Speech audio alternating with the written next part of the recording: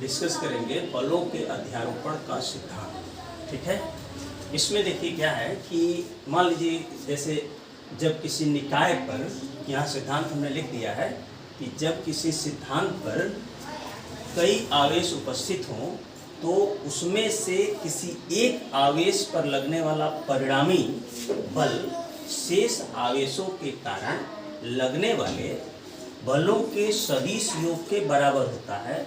इसे बलों के अध्यारोपण का सिद्धांत कहते हैं। ठीक है, अब समझिए कि ये मान लीजिए कोई निकाय है और इस निकाय पर कई सारे आवेश जो है वो उपस्थित है।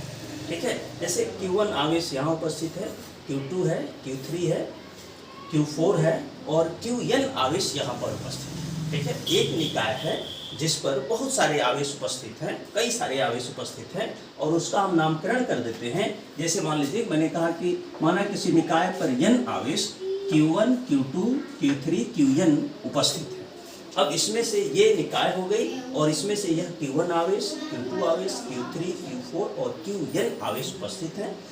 इन आवेशों से Q1 आवेश की जो दूरी है, या हम कर सकते हैं कि Q1 आवेश से इन आवेशों की स्थिति जो है वह क्रमशः, यहाँ हमने लिखा है कि Q1 आवेश के सापेक्ष अन्य आवेशों की स्थिति क्रमशः Q2 आवेश से Q1 की दूरी जो हो जाएगी R21, वेक्टर R21। इसी तरह से Q3 आवेश से Q1 आवेश की जो दूरी है वेक्टर R31, Q4 आवेश से Q1 आवेश की जो दूरी हो जाएगी वेक्टर R41, Qn आवेश से Rn1 हो जाएगा। तो इसकी स्थिति यानी कि Q1 के सापेक्ष Q2, Q3, Q4 आवेश की जो स्थिति है वो हमने यहाँ लिखा है कि vector R21, vector R31, vector Rn1 है। ठीक, अब इन आवेशों के कारण Q1 आवेश पर लगने वाला जो बल है, यानी कि ये दोनों अगर आवेश हैं तो इसके कारण इस आवेश पर लगने वाला बल वेक्टर F12 हो जाएगा। Q3 आवेश के कारण Q1 पर लगने वाला जो बल होगा ये हो जाएगा F31 हो जाएगा।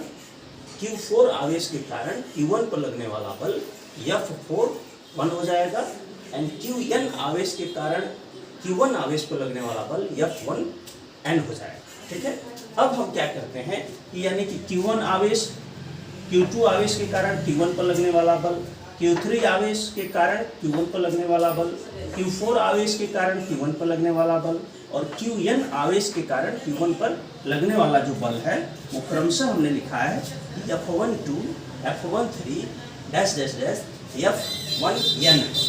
अब कूलाम के नियम से हम क्या करते हैं, कूलाम के नियम से Q1 आवेश पर Q2 आवेश के कारण लगने वाला बल F2 हो तो कूलाम के नियम से ये लिख सकते हैं। ठीक है, कि F12 वेक्टर F12 यानी दूसरे आवेश के कारण Q2 आवेश के कारण Q1 पर लगने वाला बल 1/4πε0 Q1 Q2 by R21, vector R21 क्या हो जाएगा, स्क्वायर हो जाएगा। ठीक है, दूरी इसकी जो दिशा होगी यानी कि इस आवेश पर लगने वाले बल की जो दिशा होगी उसको एकांक वेक्टर से प्रदर्शित करते हैं और एकांक वेक्टर R21 हो जाएगा। एक समीकरण आपको मिल जाता है। इसी तरह से दूसरा जो आवेश है Q3 आवेश के कारण Q1 पर लगने वाला बल जो होगा वो हम इसको नोट करेंगे। ठीक है, देखिए जैसे Q1 आवेश पर Q2 के कारण लगने वाला बल हमने ज्ञात किया था, उसी तरह से इसको आगे बढ़ाते हैं कि इसी प्रकार Q1 आवेश पर आवेश Q3 के द्वारा लगने वाला बल हो जाएगा वेक्टर F31 1/4πε0। कूलाम के नियम से ये फार्मूला आप जानते हैं। अब यहाँ पर Q1 और Q3 आवेश हो गया, यानी Q3 के कारण Q1 पर लगने वाला बल है तो ये दोनों आवेश आ जाएंगे। ये हो जाएगा वेक्टर R31 स्क्वायर, R31 एकांक वेक्टर R31 हो जाएगा, समीकरण 2। इसी प्रकार से आगे बढ़ते हैं तो Q1 आवेश पर Q4 आवेश के द्वारा लगने वाला बल हो जाएगा, यानी ये Q4 आवेश के कारण Q1 पर लगने वाला बल हो जाएगा F41 1/4πε0 Q1 Q4 R41 vector R41 square, R41 एकांक वेक्टर R41 हो जाएगा। फिर आगे बढ़ते हैं कि आवेश Q1 पर आवेश क्यू एन, यानी कि इसमें जितने आवेश है उस एनवा आवेश जो है उसके कारण लगने वाला जो बल हो जाएगा ये हो जाएगा। तब यहाँ पर क्यू एन ना, ये Q1 और N हो जाएगा। एक आवेश Q1 है और दूसरा आवेश Qn है। ये हो जाएगा vector Rn1 square Rn1 cap. अब अध्यारोपण के सिद्धांत से Q1 आवेश पर लगने वाला परिणामी बल जो होगा, परिणामी बल यानी कि इस Q1 आवेश पर जो लगने वाला बल है, यानी Q1 आवेश के कारण Q2 आवेश के कारण Q1 पर लगने वाला बल, Q3 आवेश के कारण Q1 पर लगने वाला बल, Q4 आवेश के कारण Q1 पर लगने वाला बल और Qn आवेश के कारण Q1 पर लगने वाला बल। अब इसको हम क्या कहेंगे कि अध्यारोपण के सिद्धांत से आवेश Q1 पर लगने वाला परिणामी बल इन सभी बलों के योग के क्या होगा, बराबर होगा। ठीक है। अब यहाँ पर यानी कि ये हो जाएगा Q2 आवेश के कारण Q1 पर लगने वाला बल, Q3 आवेश के कारण Q1 पर लगने वाला बल, डैश डैश डैश Qn आवेश के कारण Q1 पर लगने वाला बल।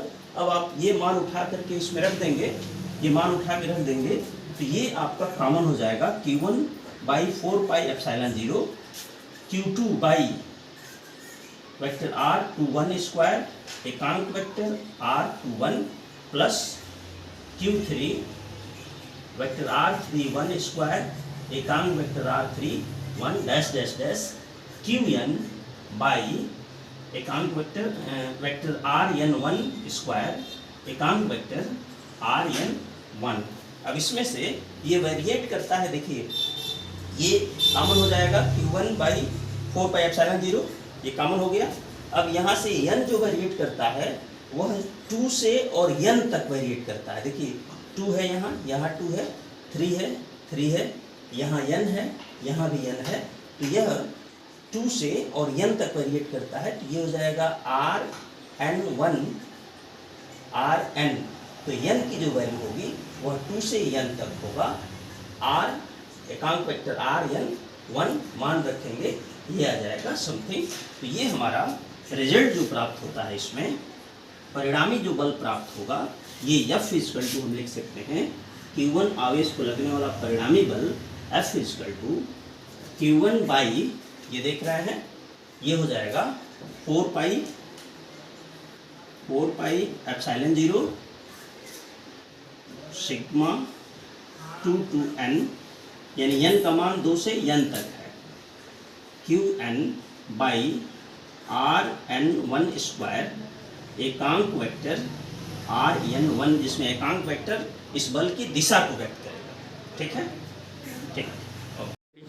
तो देखिए इसी आधार पर बलों के अध्यारोपण के सिद्धांत के आधार पर एक सवाल हम बोल दे रहे हैं, आप नोट कर लीजिए उसको। क्वेश्चन नंबर 1 करके लिखिएगा। एक वर्ग की प्रत्येक भुजा की लंबाई a है, एक वर्ग की प्रत्येक भुजा की लंबाई a है, जिसके प्रत्येक सिरे पर q आवेश उपस्थित है।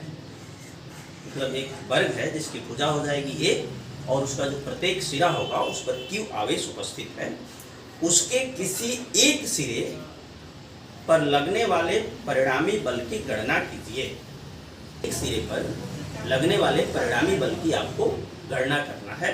ये होमवर्क एक तरह से मानिए, इसको होमवर्क करके और व्हाट्सएप पे इसको भेज दीजिए।